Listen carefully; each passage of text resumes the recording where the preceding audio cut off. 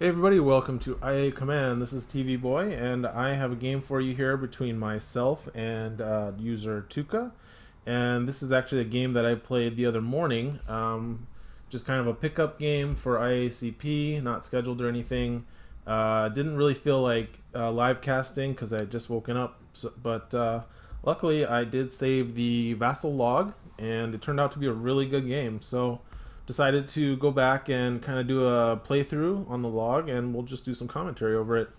So let's go ahead and talk about. So this is being played on the mall map, the gangster mission, Triple Cross.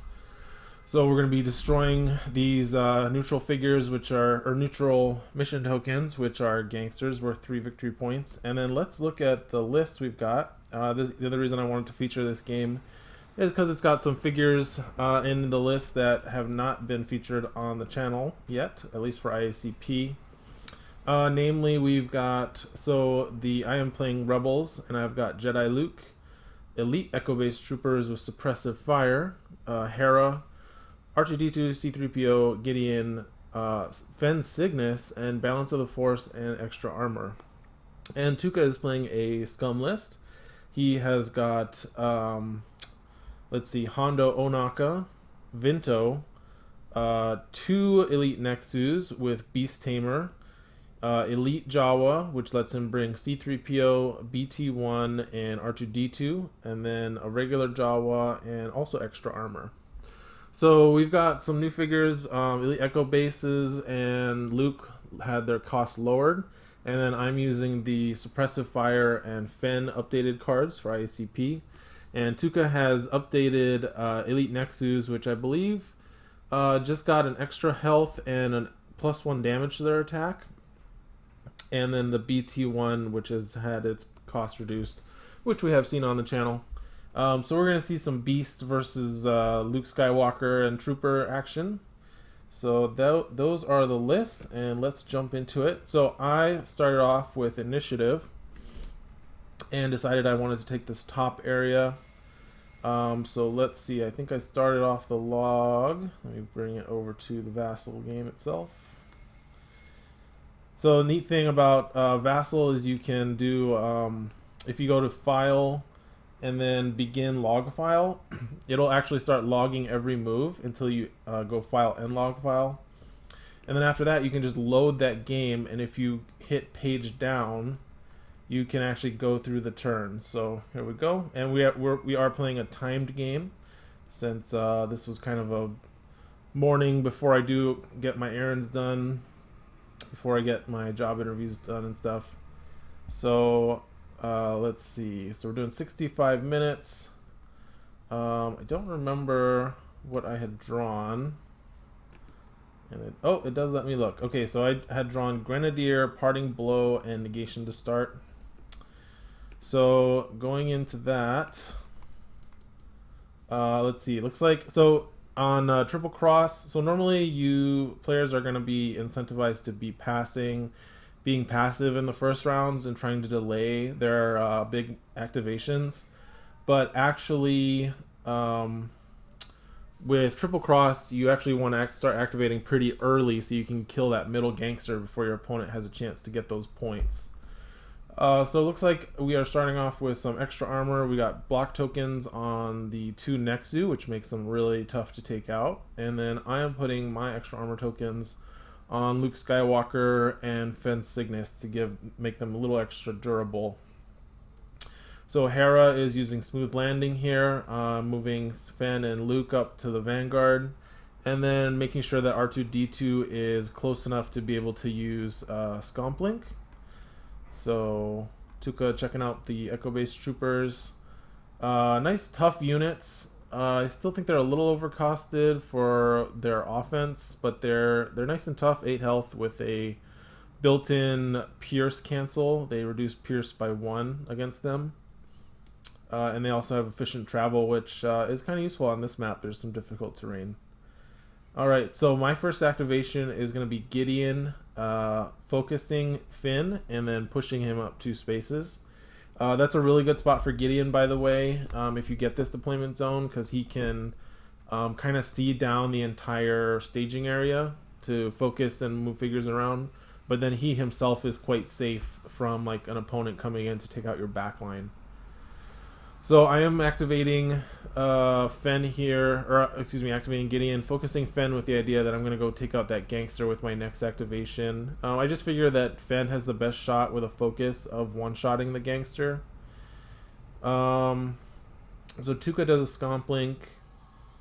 I think at this point, I feel like Tuuka doesn't really have anything that can reliably take out the gangster without putting a figure in danger. So I think I activate I see, I go for Hera. So I'm activating Hera here, the idea being that I want to have her just to make sure that I kill that gangster. They do get 2 blocks automatically, and if you attack the gangster and leave it at 1 health because you get a bad roll, that's really bad, because then your opponent just basically gets it for free. So now we've got Vinto activating for Tuuka. And Vinto is going to take the double shot here at the middle gangster. I think thinking that with 2 attacks there's a good chance. The problem is when you are attacking twice, those 2 blocks become 4 blocks. So here we go. Did 3 damage though. That was a good shot. The second attack, not going to do quite as well. It's going to just do, looks like 1 damage there. Or no, 2 damage, so...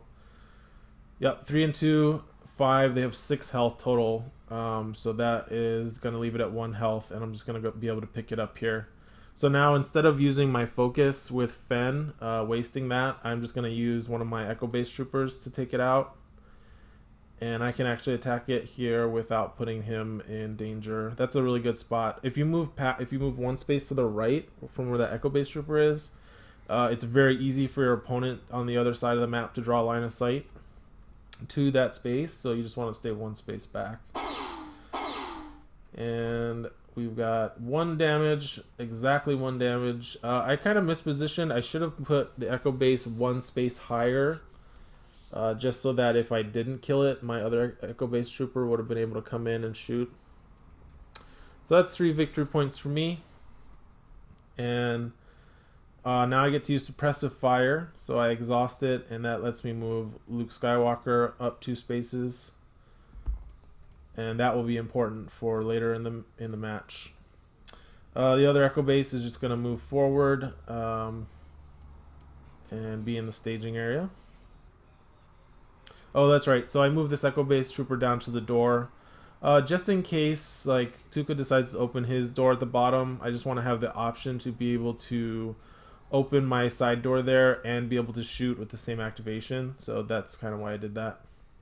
So Tuuka activating the regular Jawa, and he's going to do the same thing, put it right up against the door so he has the option to open it if he wants to. And now I'm finally going to activate my R2-D2 to draw a card. I don't remember, what card did I draw with that? Oh, looking for a fight. Okay, so I do have the Parting Blow, Looking for a Fight combo in my hand at this point.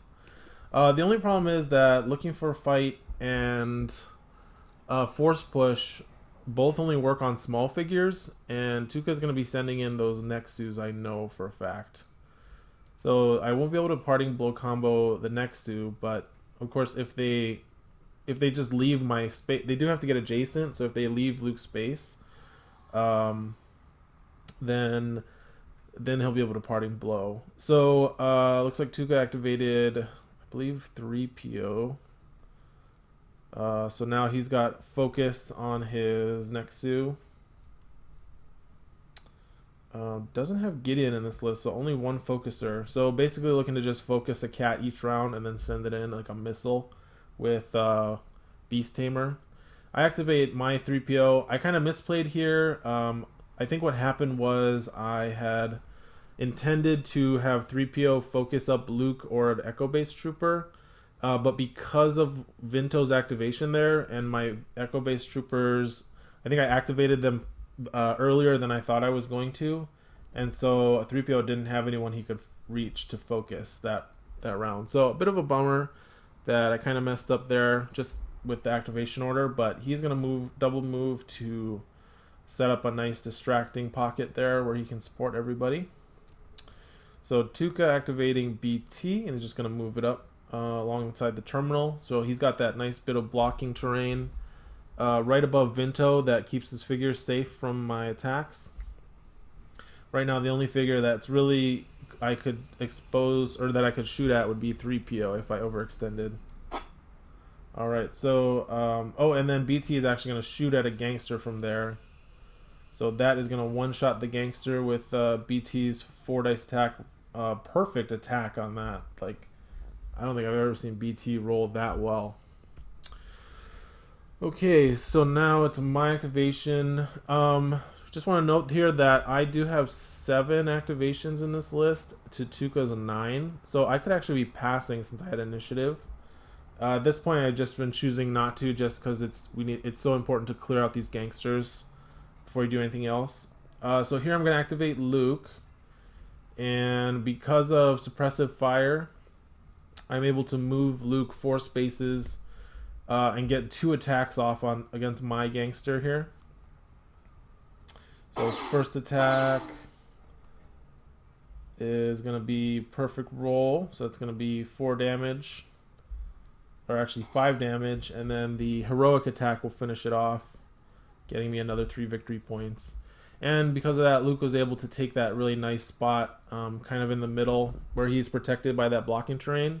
I also really like that spot because in order for the Nexu to attack any of my figures, he's going to have to go past Luke, which will make him subject to parting blow.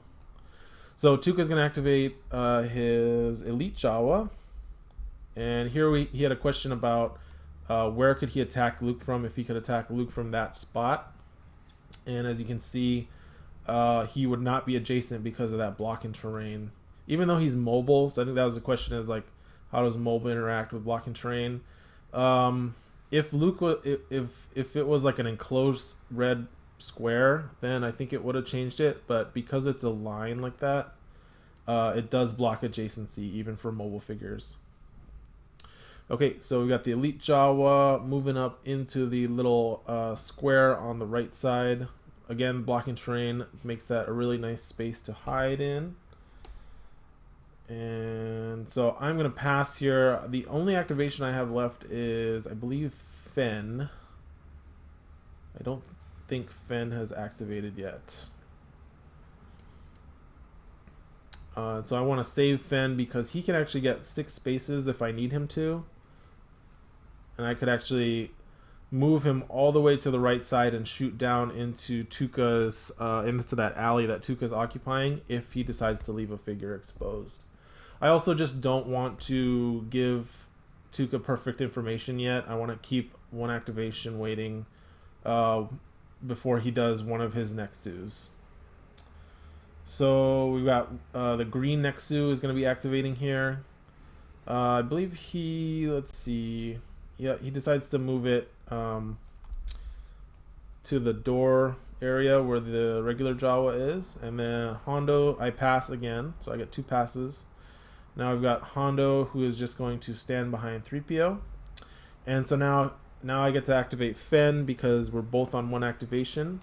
And now Fenn, because there's nothing really for me to shoot at, I'm just going to have Fenn move 3PO back into a better spot where that Luke was occupying previously, so that 3PO can give his distracting to everybody on my team, except for Luke, who's a little farther out.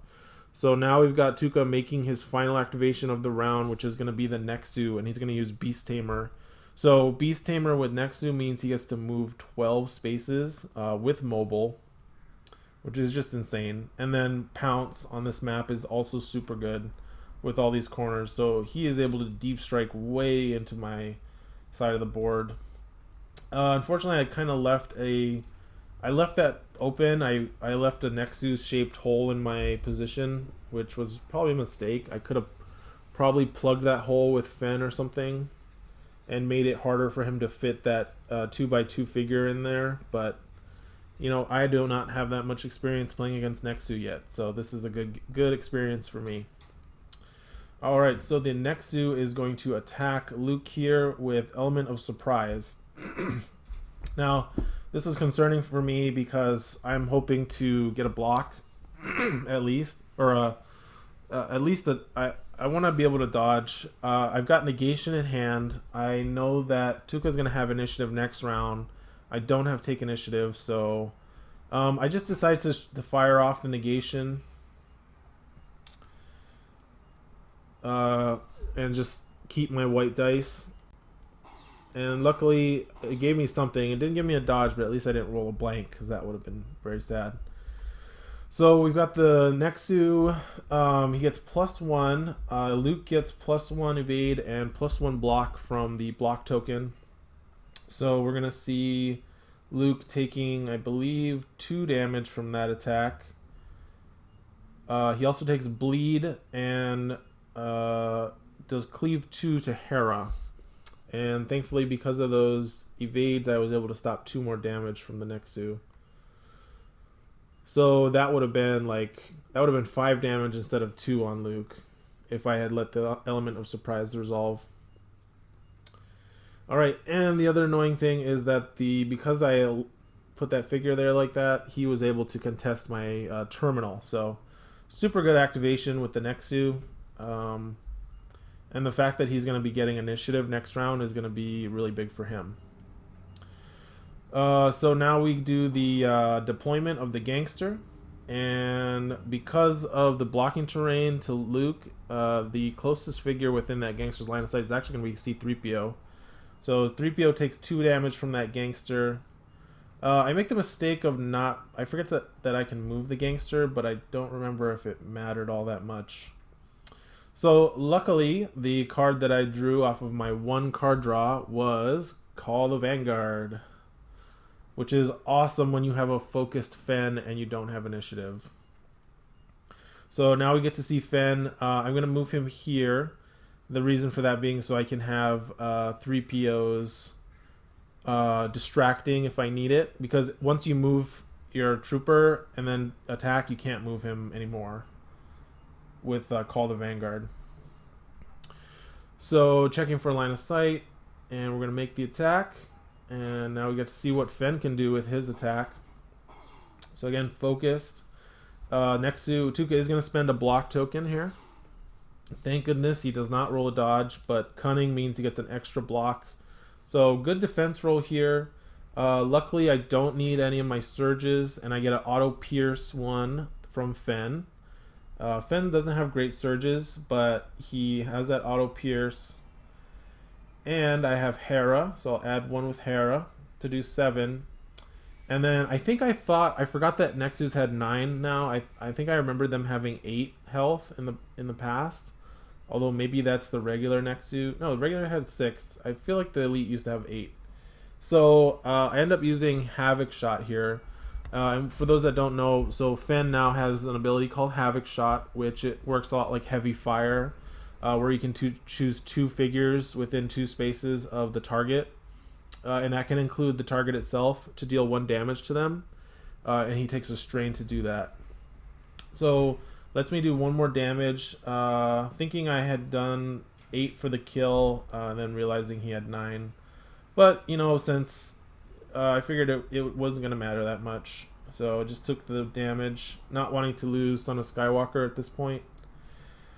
And now we're going to see the Nexu activate, and he's got pummel. Oh, I really made a mistake letting him get into my backline like that. So this is going to hurt. So Nexu with pummel is now attacking Hera, who rolls useless surge cancel since 3PO is already giving her 1. So that's going to be 3 damage to Hera and bleed, putting her at 2 health left. And he's going to cleave onto Luke here. And now since he's got Hera down to 2, he knows he gets that auto cleave. So he's going to finish her off by attacking the Echo Base Trooper. Not attacking Luke, because if I roll a dodge, he won't get to do cleave. So very smart risk mitigation there. The 3PO putting in some work blocking. So the Echo Base Trooper takes 2, but I lose Hera. And now it looks like I think he used Beast Tamer to get a move. And I wait to see which direction he's going, and I know I need to finish him off, because if I let him get away, or if I have to commit to chasing him, then I don't want to lose that 6 points. So I want to force the trade here to make him trade his 6-point Nexu for my 4-point Hera. So it feels bad to use Parting Blow on a 1 health figure like that, but just something I felt like I needed to do. So Luke is going to kill the Nexu, and that ends its assault. And now we are almost tied. Well, actually, I guess I'm a little bit ahead on that because I'm ahead on objectives. So now we've got Luke, who is bleeding and stunned.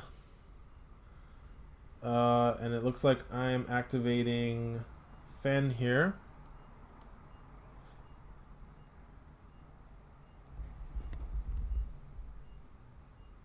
And we've got Tuuka activating 3PO. Sorry guys, let me bring up the thing here. Oh, excuse me, I activated Gideon, refocused Fenn, and moved him up 2 spaces. Then we've got Tuuka activating 3PO to focus Hondo. So since he already used Beast Tamer, he's not going to be able to deep strike with his other Nexu this round, so not bothering to focus up the Nexu there. Okay, so now I'm activating Fenn and using tactical movement to give him 2 movement points. And now I'm going to go for that Gangster. Again, hoping that I can one-shot it, and I do, so I get another 3 points. So I feel like I've taken a pretty good lead here. Reminding me that the Echo Base Trooper should be bleeding from that last Nexu attack. And I do have, should be worth noting, I do have Unshakable in this list. I think it wasn't in the initial card spread, but it was corrected and it is in the list now. So this list does run Unshakable, so I will be able to get rid of that stun on Luke before he activates. Okay, so R2-D2 activating for Tuuka, removing a damage from 3PO and drawing him a card. And I draw a card with my 3PO as well. I believe I drew into Heart of Freedom. So that's pretty big. Means that I won't have to use Unshakable if I don't want to on Luke to get rid of the bleed. So Tuuka activating, let's see, a Jawa to play Black Market Prices. Looking to draw into more of those cards. And now I am activating 3PO. Give me just a second here. So that was the Elite Jawa that activated for Tuuka. So I activate 3PO. Or no, excuse me. I think I just moved the trooper there. So discarding Toxic Dart for Black Market Prices. Getting 0 victory points. And, oh, okay, so I pass here. So, again, we just traded activations, so I'm still down 2 activations. I can pass once. At this point, I'm feeling pretty good since I'm in the lead. I have an 8-point lead on Tuuka. Not feeling super pressured to make any risky plays. I'm just going to wait it out on my side and let him come to me. So Tuuka activating the regular Jawa, opening that door, and then moving to safety. I guess I had another pass there. So now I'm activating Vinto. And going to use Draw to get a free attack and take a shot at Fenn. And that means he's going to have another action free to either shoot twice or move 5 back to safety. So we've got Fenn attacking, or Fenn being attacked, spending a block token to help out. Taking 2 damage from Vinto here. Luckily, no surges, so not going to be taking any negative conditions, which is a big part of Tuuka's list here, is just inflicting all these harmful conditions to weaken your figures. So that's Vinto moves back to safety. Actually, I think he's debating where to move him here. Yeah, moves him all the way down to the corner. Pretty safe down there. It's going to make it hard for Luke, especially to get to him. If he had put him further up like he was thinking initially, I could have grabbed him with something like Force Push, or had one of my Echoes go over and get him with some extra movement. So 3PO activating to focus the Echo Base Trooper. Oh, and then I forgot that Vinto should have actually taken 1 damage from Luke's deflect there, since Fenn was adjacent to Luke. And that was the only figure I could see with Luke, so. Alright. Tuuka activating BT. Gonna move him into position there, where he was gonna put Vinto.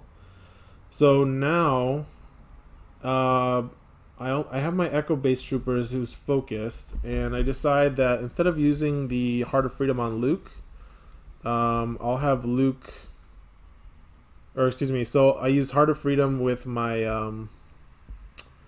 Echo Base Trooper, and I use Unshakable to remove the stun condition from Luke. And with those 2 extra movement points, I can now get to a point where I can actually attack BT. So I think in hindsight, the Echo Base Troopers can actually use their front line within 3. Let me check. So I think what happened is I ended up doing a blue-green-green. Should have done a red-blue-green. But comes back to bite me with that green dice and the perfect blocks. So 1 damage to BT there, and then with my last remaining movement point, I can move into a safe spot. Relatively safe, at least from ranged attacks. The only problem being that a lot of his figures are very fast and, of course, melee based. So now I've got the other Echo Base Trooper. Oh, so I use Suppressive Fire there to move Fenn over to 3PO where he can get distracting. And then activating the other Echo Base Trooper, moving it up to protect my terminal from another Nexu assault. And Echo Base Trooper ends his movement there. Alright, so now we've got Hondo moving up, and of course because I moved my Echo Base Trooper to protect my terminal, I put him in a spot where he can be seen by Tuuka's figures. So I decided not to pay Hondo here, just because I'm hoping he'll miss on the off chance. But just because I really hate paying Hondo. It's just such a huge point swing when you pay him those 2 points. Alright, and then, so he rolls, unfortunately he rolls the accuracy he needs. 9 accuracy for range 7 shot. And we count it as 8 perfectly, but I think I forgot to use 3PO. So 3PO is behind that terminal. I forget he's standing there. And he actually should have took 7, but we miscount, so it's 8. And that is a dead Echo Base Trooper, putting Tuuka at 11 and narrowing the gap. So now I'm going to activate Luke. And again, still ahead. I am at 15 to Tuuka's 11. So still feeling like if I can stay conservative, then I can bring him to me where I can keep getting more points. So down to 7 minutes in the round here on the timer. Now it's Tuuka's activation. Fortunately, because of where I put that Echo Base Trooper, he is easy pickings for this Nexu. Echoes are tough, and I feel like he's going to be okay. There's a low roll from the Nexu. 3 damage and a bleed. And going into round 3, this is actually going to be the last round because of the time limit. So now drawing 2 cards, both of us drawing 2 cards. I finally draw Knowledge and Defense and another copy of Parting Blow. So now I've got Parting Blow and Looking for a Fight in my hand. None of us have end of rounds. Gangster spawns in and unfortunately deals another 2 damage to that Echo Base Trooper. So now it's actually going to be targetable by, the Nexu is going to be able to take it out for sure this time, which is a problem for me. Definitely going to make it so that I can, that Tuuka can even out the victory points. And Tuuka moves the gangster that spawns, moves it in a great spot where it's going to be very difficult for me to get line of sight to it. So now initiative comes back to me, but Tuuka's got the take initiative. And of course, because I use negation against his element of surprise, I am not going to be able to negate it. So comes back to bite me there a little bit. Because this means that now he's going to be able to activate this Nexu before I can move my Echo Base Trooper to safety. So he debates here. I think he was thinking of going for maybe 3PO or Fenn. But then I think makes the right decision and goes for the Echo Base Trooper instead. Just going to be a guaranteed kill, and it's going to mean he can escape me with that Nexu with Beast Tamer. So that's going to be an easy kill with 5 damage against 2 blocks. So he actually gets 3 damage exactly to finish off that Echo Base. And with Beast Tamer, he moves him all the way into his deployment zone. Messing around with the dice roller a little bit there. Alright, so now it's back to me. So now we are evened up. The score is 15-15. And this is bad for me. Because he's got more kills from... Tuuka's got more victory points from kills. So if we go into this last round and end on a tie, he'll actually win the tiebreaker. So now I have to go out and get some kills here. So... still feeling like I can reach anything, so I scomp with R2-D2 and actually draw Force Push, which is huge. Obviously, I've not drawn Son of Skywalker this game, but I'm going to be able to make it work. Now I've got Force Push, Looking for a Fight, and what do you call it? Parting Blow. So Luke's going to be able to do a lot of work. So I actually have Gideon activate to focus Luke. Again, because I know he's going to be doing a lot of the work here going into this last round. Oh, and that's right. So because that Echo Base Trooper had suppressive fire attached, Tuuka actually is at 16, so there's no tiebreaker here. He is just ahead.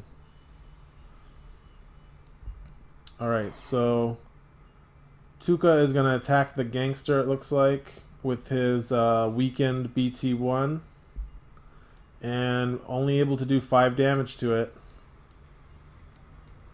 and moves BT to safety. So Tuuka getting some pretty bad luck with these gangsters. That's great for me. So now I'm going to be able to go ahead and steal that gangster kill with Fenn. Because of where he had put it, I think I would not have been able to get line of sight without leaving Fenn pretty exposed. So what I end up doing here is actually using Grenadier to finish off the gangster. And then I move Fenn back, feeling like he's pretty safe there, but definitely miscalculated a bit. Moving him there because I thought that would be a good spot for him against Vinto, but actually just leaves him pretty open here. Still have a power token. And Vinto actually misses his shot. He plays Heighten, but we realized he didn't have enough accuracy, even with the Heighten. So what's going to happen is he's just going to use the... he's going to use it on the next attack, which is way better because I have the 3 blocks. So that's going to do another 3 damage and a weaken to Fenn. So I pass here. So my plan is hope that Fenn doesn't die, and then go last with Luke and do some force pull or force push parting blow, looking for a fight shenanigans to get the points I need to lock it up. So Jawa's coming in, taking a shot, unfocused shot at Fenn here. And he spends 1 victory point for the bargain, which unfortunately fails him and puts him down another victory point. But he did do 3 more damage to Fenn, so Fenn's only 3 damage away from dying, which would be very bad for me. But I'm feeling confident that he's pretty safe now from Hondo. He's blocked up his line of sight on the right side, and because of where I put Fenn, it's going to be hard to get to him from the middle. So now it's time. I feel like it's time I can activate Skywalker. So Tuuka's only got Hondo left. This is his only ready activation. So I decide I'm just going to go. So I'm actually ahead, but I feel like it's not fun to just not do anything. I wanted to have some fun. It's a fun game.